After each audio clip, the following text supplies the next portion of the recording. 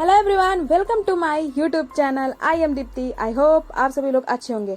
Guys एक विनती है, सब्सक्राइब कर दो ना मेरे चैनल को प्लीज, और मेरे वीडियोस को शेयर भी कर दिया करें, कमेंट करके बता दिया करें कि आपको हमारी स्टोरी कैसी लगती है। बिना किसी देरी के स्टार्ट करते हैं आज की कहानी। आज की कहानी राजस्थान के कोटा शहर के एक किले के बारे में है। ये किला मोस्ट हॉन्टेड किलों में से एक है। राणा साहब इस किले के, इस आलीशान किले के मालिक थे।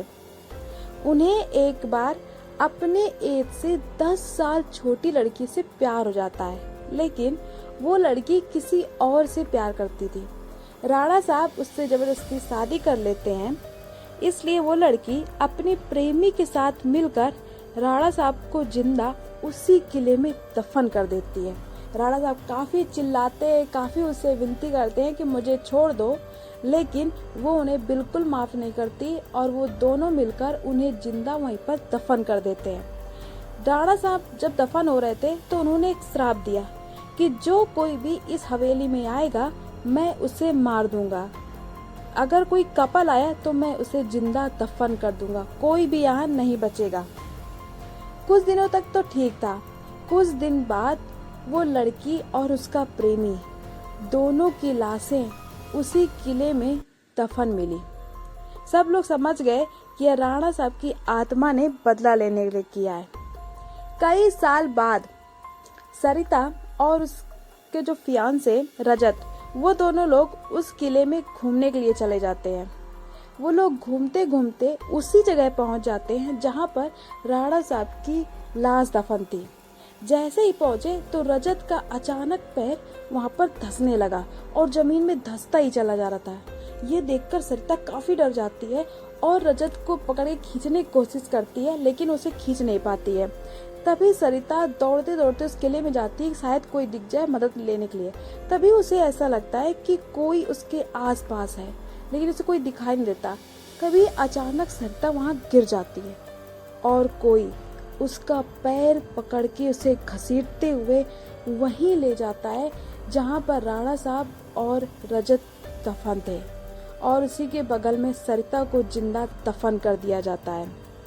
कुछ दिन तक जब सरिता अपने घर नहीं पहुंचती तो सरिता की बहन और उसके हस्बैंड और उसके कुछ दोस्त, ये सब मिलकर उस किले में जाते हैं उन दोनों को ढूंढने के लिए।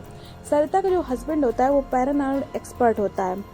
वो जब जाता है तो वहाँ पे वो समझ जाता है कि यहाँ पर किसी बुरी आत्मा का साया है। वो सबको सचेत करता है कि यहाँ पर बहुत सावधानी से रहना है।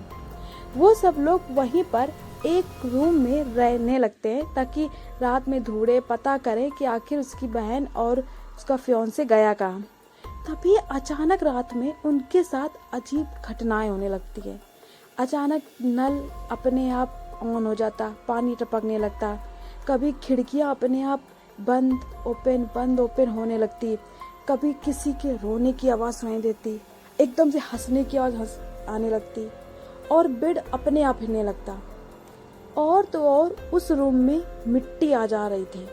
ये सब देख के सब लोग काफी डर जाते हैं। उनमें से जो इनका एक दोस्त था वो इतना डर जाता है कि वहां से भागने लगता है। जैसे ही भागने की कोशिश करता है, राणा साहब की आत्मा उसके सामने आ जाती है और उसको घसीट कर वहीं पर ले जाती है जहां पर उसकी लाश दफन थी, और उसको वहीं पर जिंदा गाड़ देती है उनकी आत्मा। ये सब देखकर बाकी सब लोग काफी डर जाते हैं और ये समझ जाते हैं कि सरिता और उसका फियांसे रजत, उनको भी जिंदा दफन कर दिया गया है। ये सब देख के लोग तुरंत वो सब वहां से चले जाते हैं, काफी डरे सहमे से, और उस किले में कभी भी दोबारा मुड़कर नहीं देखते हैं। आज की स्टोरी कैसी लगी कमेंट करके जरूर बताइएगा। मिलते हैं ऐसी दिल दहला देने वाली और दिलचस्प स्टोरी के साथ। सबसे पहले आप जरूर सब्सक्राइब भी कर दीजिएगा और मेरे स्टोरी को शेयर भी कर दीजिएगा। तब तक के लिए धन्यवाद।